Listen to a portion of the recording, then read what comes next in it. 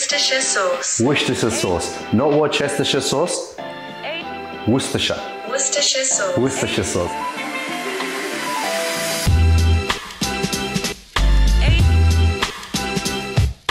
Ladies and gentlemen, welcome back for another episode of Mark's Easy Eats. Today, what we're gonna make, we are going to make a lamb rack. It's an Aussie favorite. You can't go wrong with a lamb rack. It's bloody delicious. It's succulent, you make it in the right way, straight in the oven, you're in for a good time. Now, ingredients really quick. We've got garlic, and we're not being stingy with it. We're gonna go a good amount. We've got a chili, we've got some thyme, rosemary, parsley, a bit of mint, Dijon mustard, olive oil, salt, pepper, and of course the main event, lamb bloody rack. This thing is so good. Let's get straight into it. Now, when we go to the butcher or the shops to get this lamb rack, there's different types. Now, if you can get one called Frenched, do it. If you're at a butcher, ask them to French it for you. What that means is it exposes the bones, makes them nice and pretty, like sort of like, you know, a pretty girl with pretty feet, whatever, you got the nice French nails. Get the bones exposed, they clean it all up, they get rid of all the excess fat, all the stuff you don't want. Now, in this particular case, it's sort of half done, half not. I'm gonna run you through really quick how I would do it. So what I wanna do is get this first layer of fat. Now, for some reason, I've got a bit of meat here that's stuck. Now, the reason why we're getting rid of this is because it's big, it's thick. I mean, you can cook it, it can eventually render into the meat, but it just takes too long and it's not really that worth it. You're still gonna leave a bit of fat on this and it's gonna be great. But this excess, gone. You're not serving this in a restaurant, you know? You're not gonna put this in front of a judge on MasterChef, so it doesn't really matter if it's so pretty on the feet or whatever, this French stuff. Just a bit of excess fat like this, get a knife, sharp knife does a good job, and just carefully rip off, cut off whatever you can. Like I said, you want to leave a little bit because fat is always flavor. All right, so I'm halfway done here, guys. As I've showed you, I've exposed these little toes or bones, whatever you want to call them. Now, the idea here is just scrape the rest of it off. Alrighty, so we've done a bit of a cleanup. Now, another cheat way you could do this is get a paper towel, sort of just grab these bones, pull off whatever you can, and it does get a bit out. Now, once again, I'm not here for a competition, I'm here for a good tasting meal. Told you, it's not gonna look the prettiest right now. And this also is not the biggest rack. I mean, there's bigger racks out there, but that's fine, it's all gonna taste good. A little bit of fat is good. One thing we don't want is this thing called silver skin. You can see this little silver shiny skin here. It's a bit different to the fat. The reason we don't want that is once this gets cooked, it becomes a bit chewy. It's not the best. Now, just do your best. Just poke a knife edge underneath there if you pull on it. And with your knife, just go underneath it. Now do your best not to get too much meat because you can grab another flap of this stuff, but you can't sew on the meat. Now for me, this looks good enough to chuck on there. Let's get going now. Let's make this delicious sauce. Now this sauce we're gonna make is a bit of a marinade. You need to get yourself a food processor. I've actually forgotten to get mine. I'm gonna go get it right now. The other thing I'm gonna do is preheat my oven. Now for you guys living in Australia, I don't love fan force is fine, it works. Put a 190 fan force or conventional oven 210 degrees in my opinion. If you're not in Australia, convert it to Fahrenheit using Google because I'm not sure off the top of my head, maybe 380, 400, that's my guess. What I want to start by doing is adding a bit of mint. Chuck them in. You don't want to go too crazy with the mint because it is a strong flavor. I like everything to be a bit subtle here. Next we're going to get some parsley leaves. Chuck them straight in there. Equalish amounts of mint and parsley, probably a bit more parsley than mint if I had my exact say. Next ingredient we're gonna chuck in is your garlic cloves. Now, there's a lot of recipes out there that say, oh, just add 1 clove of garlic. Fuck that shit. We're not adding 1 clove, we're gonna add 8 cloves. And the reason is, we want a bit of flavor. Next, rosemary. We're gonna try and pull off these leaves. Thyme, no, you don't wanna go too crazy with it, just maybe this much. My little tip is to add a little bit of heat. Now these chilies aren't the most spicy, I'd probably rate them a 2 out of 5 or a 3 out of 5. They're a little bit of a nice warmth. Go by your taste. Add a little bit in there, just even if you don't like spice, just to give it that little bit of a kick. Just be sure to cut off the tips, cut it open on the inside, get rid of those seeds. A couple of seeds in, who cares? Chili is in. Now, we want to bring this all together in a nice way. So what we're going to use to get everything to know each other a bit better, bit of a lubricant. We're gonna add some olive oil. Now here guys, again, if you want it really runny, a few tablespoons. I think, I don't know how off my measurements are gonna be. Aim for whatever 3 tablespoons look like. That's what I'm probably gonna say. You need salt and pepper here, guys. That, and then you got your pepper. Let's give it a pulse. Let's do it. Once we've done that, we want to make sure we scrape the sides down, just so we can bring it in a few times, get it all nicely chopped. After this, maybe another twice after this.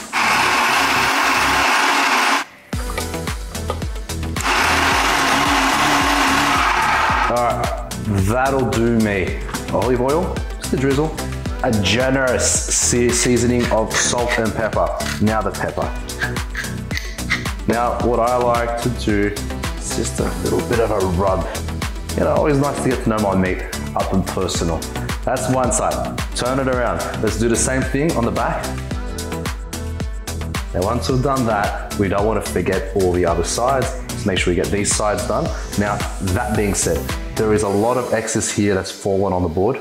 Let's mop it up. We don't like wasting any of it. Let it heat up. You don't want to put this in prematurely. You don't want to, you know, go in before it's ready. Strike while the iron is hot. Wait till this gets hot. Now, I've opted to go with canola oil purely because I find that it has less smokability than the olive oil. The olive oil I find just goes smoky and it tastes a bit, it smells a bit off. Canola's got a bit more patience with me when it wants to come to searing something. So we're gonna try this out today and see how we go. All right, now that it's getting a bit smoky, it's getting nice and spicy, it's ready to go. Let's put a little bit of canola oil. You want to move it around. Make sure it covers the whole pan.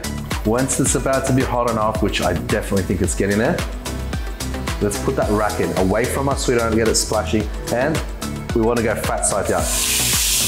That sizzle means we're good. Now, in terms of searing, depending on the size of the rack, this rack is a little cute, tiny one.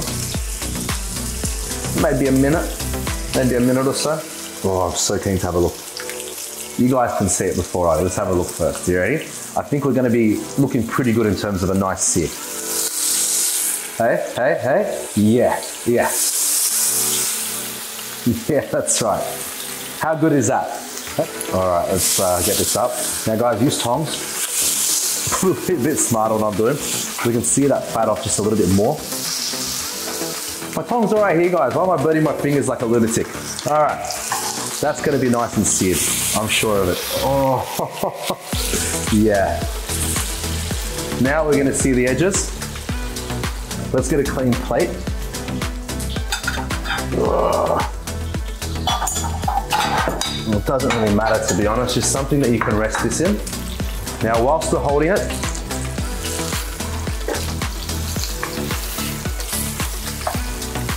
oh, that's fine. Yeah, that fat can render off beautifully. Oh, would you look at that? Would you look at that color? I don't know if this is focused over that color. God damn. We're gonna be putting it in the oven on this. This is like a little bit of a rack. I like it because it promotes a little bit of air going underneath it and cooks it evenly from both sides. Now before it goes in there, whilst it's still hot, I wanna add our delicious paste that we've made. Now we want something what we call a binder. What a binder does is makes it sticky, promotes this stuff to stick on it. Now what I'm gonna use is mustard. The idea behind mustard, Dijon mustard in particular this time, the flavors are very subtle. We're not gonna add too much craziness, but it is a nice flavor, whatever it adds. It's not a bad flavor, but again, it's a delicious binding agent. Done, done, done. Get that mustard on there. Get it on there. All the sides, we've done this side. Give it a flip. Yeah, it might look a bit messy, it probably is, but that's okay. The next thing we're gonna do, we're gonna add that binding. We're gonna add the paste on. Oh, give it one more quick mix. Damn lucky Regina. And just get it on.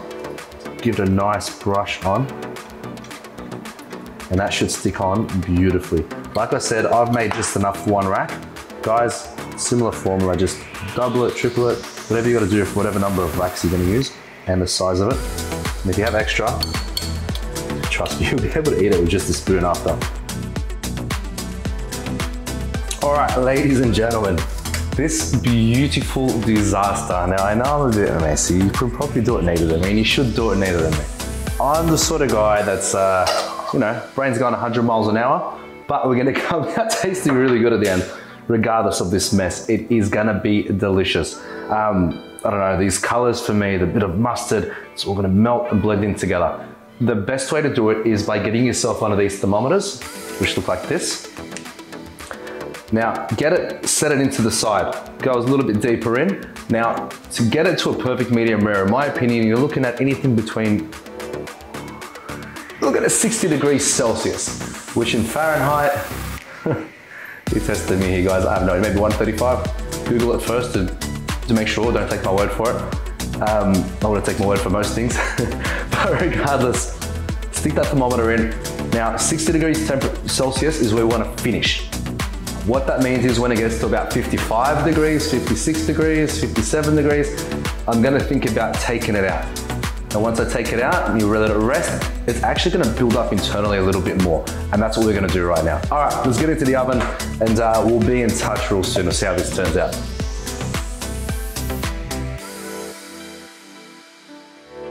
We've reached our temperature. Now, after you reach your temperature, you gotta let it rest.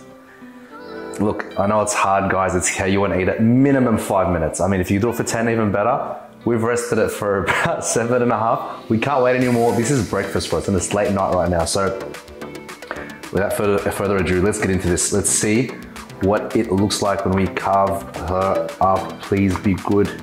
Oh my God, is she just pretty. Why you gotta give me a hard time for? Look at this. Now, the lighting here is not gonna support medium rare because it's very bright, but God damn if that ain't medium rare. Holy cow. Holy shit, cow, God, that is delicious. Guys, this is good. Now, I did cut myself, I've just noticed it.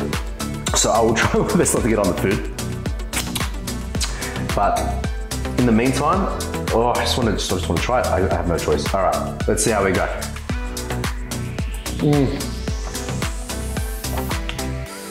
You know what came out? Oh.